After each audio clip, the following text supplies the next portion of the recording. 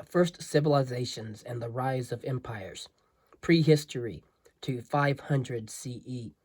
Chapter 1, Early Humans and the First Civilizations. For hundreds of thousands of years, human beings lived in small groups or villages, seeking to survive by hunting, fishing, and foraging in an often hostile environment. Then, in the space of a few thousand years, an abrupt change occurred as people in a few areas of the globe began to master the art of cultivating food crops. As food production increased, and as also known as the agricultural revolution, the population in these areas grew and people began to live in larger communities. Cities appeared and became centers of cultural and religious development in the Axial Age. Historians refer to these changes as the beginnings of civilization. How and why did the first civilizations arise? What role did cross-cultural contacts play in their development? What are civilizations? What was the nature of the relationship between these permanent settlements and non-agricultural peoples living elsewhere in the world? And finally, what brought about the demise of these early civilizations, and what legacy did they leave for their successors in the region? The first civilizations that emerged in Mesopotamia, Egypt, India, and China in the 4th and 3rd millennia BCE all shared a number of basic characteristics. Perhaps most important was that each developed in a river valley that was able to provide the agricultural resources necessary to maintain a large population. The emergence of these sedentary societies had a major impact on the social organizations, religious beliefs, and ways of life of the people living in them. As population increased and cities sprang up, centralized authority became a necessity. And in the cities, new forms of livelihood arose to satisfy the growing demand for social services and consumer goods. Some people became artisans or merchants, while others became warriors, scholars, priests, or government officials. In some cases, the early cities reflected the hierarchical nature of the society as a whole, with a central royal palace surrounded by an imposing wall to separate the rulers from the remainder of the urban masses of the population. Although the emergence of the first civilizations led to the formation of cities governed by elites, the vast majority of the population, however, consisted of peasants or slaves working on the lands of the wealthy. In general, rural peoples were less affected by the changes than their urban counterparts. Farmers continued to live in simple mud and thatch huts, while many continued to face legal restrictions on their freedom of action and movement. Slavery was common in virtually all ancient societies. Within these civilizations, the nature of social organization and the phenomenon of relationships also began to change. As the concept of private property spread, people were less likely to live in large kinship groups, and the nuclear family became increasingly prevalent. Gender roles came to be differentiated, with men working in the fields or at various specialized occupations, and women remaining in the home. Of course, wives were less likely to be viewed as partners than as possessions under the control of their husbands. These new civilizations were also the sites of significant religious and cultural developments. All of this phenomenon gave birth to new religions that sought to explain and even influence the forces of nature. Winning the approval of the gods was deemed crucial to a community's success, and a professional class of priests emerged to handle relations with the divine world. We see from prehistoric times the development from the belief in spirits to the belief in gods. And, of course, from the beginnings of the first civilizations around 3000 BCE, the trend was toward the creation of larger territorial states with more sophisticated systems of control. This process reached a high point in the first millennium BCE. Between 1000 and 500 BCE, the Assyrians and Persians amassed empires that encompassed large areas of the Middle East. The conquests of, for example, Alexander the Great in the 4th century BCE created an even larger, if short-lived, empire that soon divided into 4 kingdoms. Later, the western portion of these kingdoms, along with the Mediterranean world and much of Western Europe, fell subject to the mighty empire of the Romans, which we find the beginnings of the Romans with the Etruscans. At the same time, however, much of India became part of the Mauryan Empire, And finally, in the last few centuries BCE, the Qin and Han dynasties of China governed a unified Chinese empire. Of course, we see the Qin Empire from 221 to 206 BC, and the Han Dynasty from 206 BCE to CE 220. Of course, we have the Shang Dynasty and the Zhou Dynasty before the Qin Dynasty. And, of course, after the Han Dynasty, we have the Three Kingdoms before the Western Jin, and the Southern and Northern Dynasties before the Sui Dynasty. At first, these new civilizations had relatively little contact with people in the surrounding regions. But evidence is growing that regional trade had started to take hold in the Middle East, and probably in Southern and Eastern Asia as well, at a very early date. As the population increased, the volume of trade rose with it, and the new civilizations moved outward to acquire new lands and access needed resources. As they expanded, they began to encounter peoples along the periphery of their empires. Not much evidence has survived to chronicle the nature of these first encounters, but it is likely that the results varied according to time and place. In some cases, the growing civilizations found it relatively easy to absorb isolated communities of agricultural or food-gathering peoples that they encountered. Such was the case in southern China and southern India.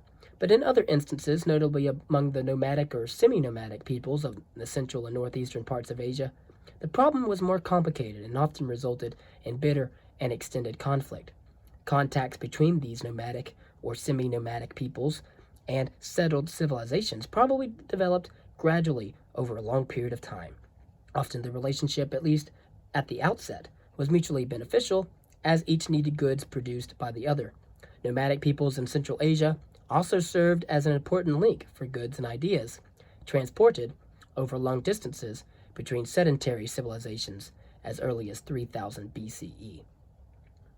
Overland trade throughout southwestern Asia was already well established by the 3rd millennium BCE. Eventually, the relationship between the settled peoples and the nomadic peoples became increasingly characterized by conflict. Where conflict occurred, the governments of the sedentary civilizations used a variety of techniques to resolve the problem, including negotiations, conquest, or alliance with other pastoral peoples to isolate their primary tormentors. In the end, these early civilizations collapsed, not only as a result of nomadic invasions, but also because of their own weaknesses, which made them increasingly vulnerable to attacks along their frontiers. Some of their problems were political, and others were related to climatic change or environmental problems. The fall of the ancient empires did not mark the end of civilization, of course, but rather served as a transition to a new stage of increasing complexity in the evolution of human society. Early humans and the first civilizations. Civilization in Mesopotamia. Historians rely mostly on documents to create their pictures of the past, but no written records exist for the prehistory of humankind. In their absence, the story of early humanity depends on anthropological and archaeological, and more recently biological information which anthropologists and archaeologists use to formulate theories about our early past. Although science has given us a more precise method for examining prehistory, much of our understanding of early humans still relies on considerable conjecture. And given the rate of new discoveries, the following account of the current theory of early human life might well be changed in a few years, as we have the 7 million years of human evolution history. As the great British archaeologist Louis Leakey reminded us years ago, theories on prehistory and early man constantly change as new evidence comes to light. The earliest human-like creatures, known as hominids, lived in Africa some 3 to 4 million years ago, called Australopithecines, or southern ape men. By their discoverers, they flourished in eastern and southern Africa and were the first hominids to make simple stone tools. Australopithecines, or from Australopithecus, may also have been bipedal, that is, they may have walked upright on 2 legs, a trait that would have enabled them to move over long distances and make use of their arms and legs for different purposes. In the year 1959, Louis and Mary Leakey discovered a new form of hominid in Africa that they labeled Homo habilis, or skillful human, or handyman. The Leakeys believed that Homo habilis, which had a brain of almost 50% larger than that of the Australopithecines, was the earliest tool-making hominid.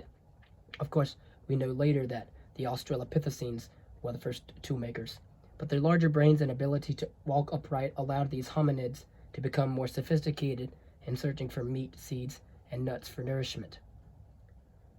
Then we meet Homo ergaster, or that's the early Homo erectus. We meet a new phase in early human development, occurring around 1.5 million years ago with the emergence of Homo erectus, also known as upright human, or the human that stands upright.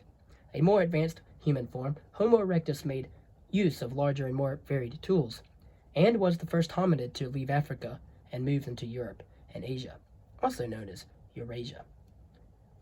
Around 250,000 years ago, a crucial stage in the human development began with the emergence of Homo sapiens, wise human being. The first anatomically modern humans, known as Homo sapiens sapiens, wise human being, appeared in Africa between 200,000 and 150,000 years ago.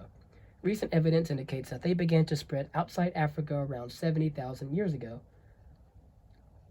These modern humans, who were our direct ancestors, soon encountered other hominids, such as the Neanderthalensis, who were first found in the Neander Valley in Germany. Neanderthal remains have since been found in both Europe and Western Asia, and have been dated to between 200,000 and 30,000 BCE. Neanderthals relied on a variety of stone tools and were the first early people to bury their dead. By 30,000 BCE, Homo sapiens sapiens had replaced the Neanderthals and the Denisovans, who had largely become extinct. The spread of humans out of Africa, or multi-regional. The movements of the first modern humans were rarely sudden or rapid. Groups of people advanced beyond their old hunting grounds at a rate of only 2 to 3 miles per generation. This was enough, however, to populate the world in some tens of thousands of years. Some scholars who advocate a multi-regional theory have suggested that advanced human creatures may have emerged independently in different parts of the world rather than out of Africa alone. But the latest genetic, archaeological, and climatic evidence strongly supports the out of Africa theory as the most likely explanation of human origin. In any case, by 10,000 BCE, members of the Homo sapiens sapiens species could be found throughout the entire world in every single biome. By that time, it was the only human species left. All humans today, be they Europeans, Australian, Aborigines, or Africans, belong to the same subspecies of human being. One of the basic distinguishing features of the human species is the ability to make tools.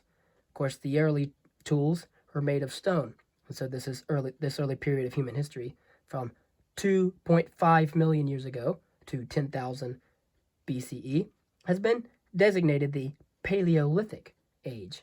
Paleolithic is Greek for old stone. For hundreds of thousands of years, humans relied on hunting and gathering for their daily food. Paleolithic peoples, or old stone humans, relied on hunting and gathering for their daily food. Paleolithic peoples had a close relationship with the world around them, and over a period of time they came to know which animals to hunt and which plants to eat. They did not know how to grow crops or raise animals. They gathered wild nuts, berries, fruits, a variety of wild grains, and green plants. Around the world, they captured and consumed various animals, including buffalo, horses, bison, wild goats, reindeer, and fish.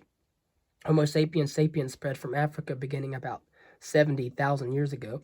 Living and traveling in small groups, these anatomically modern humans were hunter-gatherers.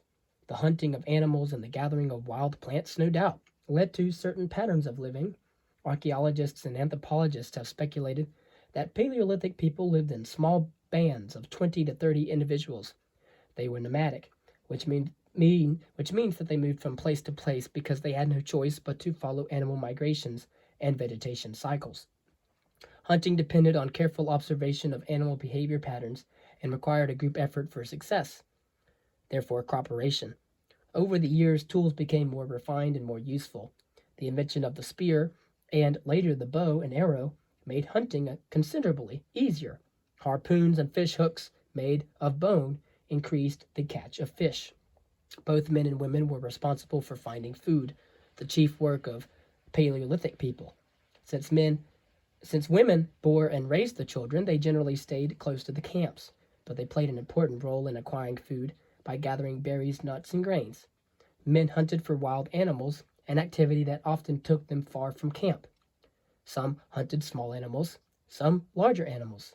But because both men and women played important roles in providing for the band's survival, scientists have argued that a rough equality existed between men and women. Indeed, some speculate that both men and women made the decisions that governed the activities of the Paleolithic peoples. Some groups of Paleolithic peoples, especially those who lived in cold climates, found shelter in caves. Over time, they created new types of shelter. Perhaps the most common was a simple structure of wood poles, or sticks covered with animal hides. Where wood was scarce, Paleolithic hunter-gatherers might use the bones of mammoths for the framework and cover it with animal hides. The systematic use of fire, which archaeologists believe began around 500,000 years ago, made it possible for the caves and human-made structures to have a source of light and heat. Fire also enabled early humans to cook their food, making it taste better, last longer, and in the case of some plants, such as wild grains, easier to chew and digest.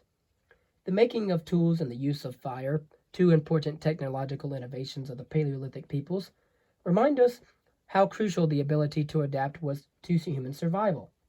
Changing physical conditions during periodic ice ages posed a considerable threat to human existence, especially when one thinks about that there have been 5 ice ages and 5 mass extinctions. Paleolithic peoples used their technological innovations to change their physical environment. By working together, they found a way to survive, and by passing on their common practices, skills, and material products to their children, they ensured that later generations, too, could survive in a harsh environment. But Paleolithic peoples did more than just survive. Cave paintings of large animals found in southwestern France and northern Spain bear witness to the cultural activity of Paleolithic peoples. A cave discovered in southern France in 1994, for example, known as the Chauvet Cave, after the leader of the expedition that found it, contains more than 300 paintings of lions, oxen, owls, bears, and other animals. Most of these are animals that Paleolithic people did not hunt, which suggests to some scholars that the paintings were made for religious or maybe even decorative purposes. The discoveries were overwhelmed by what they saw. There was a moment of ecstasy. They overflowed with joy and emotion in their turn. These were moments of indescribable madness. The Neolithic Revolution, from 10,000 to 4000 BCE. The end of the last ice age around 10,000 BCE was followed by what is called the Neolithic Revolution, a significant change in living patterns that occurred in the New Stone Age. Neolithic, for example, is Greek for new stone. The same New Stone Age is misleading, however. Although Neolithic peoples made a new type of polished stone axes, this was not the most significant change that they introduced. It was a revolution in agriculture. For the biggest change that was the shift from hunting animals and gathering plants for sustenance to producing food by systematic agriculture, food production. The planting of grains and vegetables provided a regular supply of food, while the domestication of animals such as sheep, goats, cattle, and pigs added a steady source of meat, milk, and fibers such as wool for clothing. Larger animals could also be used as beasts of burden. The growing of crops and the taming of food-producing animals created a new relationship between humans and nature. Historians like to speak of this as an agricultural revolution. Revolutionary change is dramatic and requires great effort, but the ability to acquire food on a regular basis gave humans greater control over their environment. It enabled them to give up their nomadic ways of life and begin to live in settled urban communities. The increase in food supplies also led to a noticeable expansion of the population. The shift from hunting and gathering to food producing was not as sudden as was once believed. The Mesolithic Age, or the Middle Stone Age, from around 10,000 to 7,000 BCE, saw a gradual transition from a food-gathering and hunting economy to a food-producing one and witnessed a gradual domestication of animals as well. Likewise, the movement toward the use of plants and their seeds as an important source of nourishment was not sudden. Evidence seems to support the possibility that the Paleolithic hunters and gatherers had already grown crops to supplement their traditional sources of food. Moreover, throughout the Neolithic period, hunting and gathering as well as nomadic herding remained ways of life for many people around the world. Agriculture first began between 8,000 and 5,000 BCE in 4 different parts of the world. It allowed the establishment of permanent settlements where crops could be grown and domesticated animals that produced meat and milk could be easily tended. Systematic agriculture developed independently in different areas of the world between 8,000 and 5,000 BCE. Inhabitants of the Middle East began cultivating wheat and barley and domesticating pigs, cattle, goats, and sheep by 8,000 BCE. From the Middle East, farming spread into the Balkan region of Europe by 6,500 BCE. By 4000 BCE, it was well established in the south of France, Central Europe, and the coastal regions of the Mediterranean. The cultivation of wheat and barley also spread from Western Asia into the Nile Valley of Egypt by 6000 BCE, and soon moved up to the Nile and other areas of Africa, especially Ethiopia. In the woodlands and tropical forests of West Africa, a separate agricultural system emerged, based on the cultivation of tubers or root crops such as yams. The cultivation of wheat and barley also eventually moved eastward into the highlands of northwestern and central India between 7,000 and 5,000 BCE. By 5,000 BCE, rice was being cultivated in southeastern Asia, and from there it spread into southern China. In northern China, however, the cultivation of millet and the domestication of pigs and dogs seemed well established by 6,000 BCE. In the Western Hemisphere, Mesoamericans, inhabitants of present-day Mexico and Central America, domesticated beans, squash, and maize, also known as corn, as well as dogs and fowl between 7,000 and 5,000 BCE. Neolithic farming villages. The growing of crops on a regular basis gave rise to relatively permanent settlements, which historians refer to as Neolithic farming villages, or towns. Although Neolithic villages appeared in Europe, India, Egypt, China, and Mesoamerica, the oldest and most extensive ones were more located in the Middle East. Jericho, in Canaan, near the Dead Sea, was in existence by 8,000 BCE and covered several acres by 7,000 BCE. It had a wall several feet thick that enclosed houses made of sun-dried mud bricks. Catalhuk, located in modern Turkey, was an even larger community. Its walls enclosed 32 acres and its population probably reached 6,000 inhabitants during its high point from 6,700 to 5,700 BCE. People lived in simple mud brick houses that were built so close to one another that there were few streets. To get to their homes, people would walk along the rooftops and enter the houses through a hole in the roof. Archaeologists have discovered 12 cultivated products in Catalhuk, including fruits, nuts, and 3 kinds of wheat. People drew their own food and stored it in storerooms in their homes. Domesticated animals, especially cattle, yielded meat, milk, and hides. Hunting scenes on the walls indicate that the people of Catalhuk hunted as well, but unlike earlier hunter-gatherers, they no longer relied on hunting for their survival. Food surpluses also made it possible for people to engage in activities other than farming. Some people became artisans and made weapons and jewelry that were traded with neighboring peoples, thus connecting the inhabitants of Catalhuk to the wider world around them.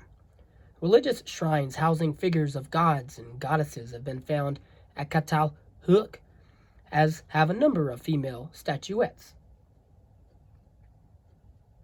Molded with noticeably large breasts and buttocks, these earth mothers perhaps symbolically represented the fertility of both our mother, Earth, and human mothers. Both the shrines and the statues point to the growing role of religion in the lives of these Neolithic peoples of Catalhuk. The Neolithic agricultural revolution had far-reaching consequences. Once people settled in villages or towns, they built houses for protection and other structures for the storage of goods. As organized communities stored food and accumulated material goods, they began to engage in trade. In the Middle East, for example, the new communities exchanged such objects as shells, flint, and semi-precious stones. People also began to specialize in certain crafts, and a division of labor developed. Pottery was made from clay and baked in fire to make it hard. The pots were used for cooking and to store grains. Woven baskets were also used for storage. Stone tools became refined as flint blades were used to make sickles and hoes for using in the fields. Obsidian, a volcanic glass that was easily flaked, was also used to create very sharp tools. In the course of the Neolithic age, many of the food plants still in use today came to be cultivated.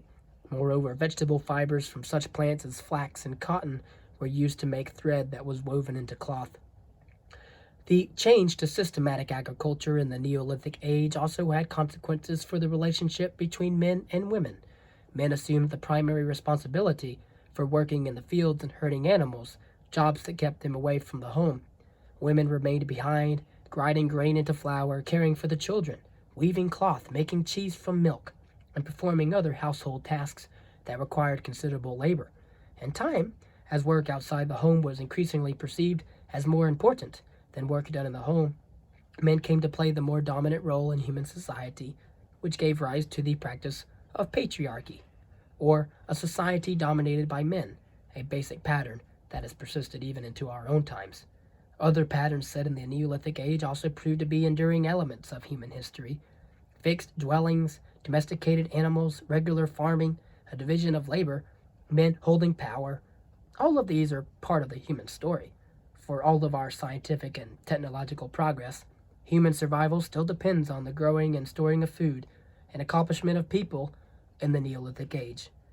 The Neolithic Revolution was truly a turning point in human history. Between 4000 and 3000 BCE, significant technical developments began to transform the Neolithic towns. The invention of writing enabled records to be kept, and the use of metals marked a new level of human control over the environment and its resources. Already before 4000 BCE, artisans had discovered that metal-bearing rocks could be heated to liquefy the metal, which could then be cast into molds to produce tools and weapons that were more useful than stone instruments. Although copper was the first metal to be used for producing tools after 4000 BCE, metal workers in Western Asia had discovered that a combination of copper and tin produced bronze, a much harder and more durable metal than copper. Its widespread use has led historians to call the period from around 3000 to 1200 BCE the Bronze Age. Thereafter, bronze, a combination of copper and tin, was increasingly replaced by iron. The emergence of civilization.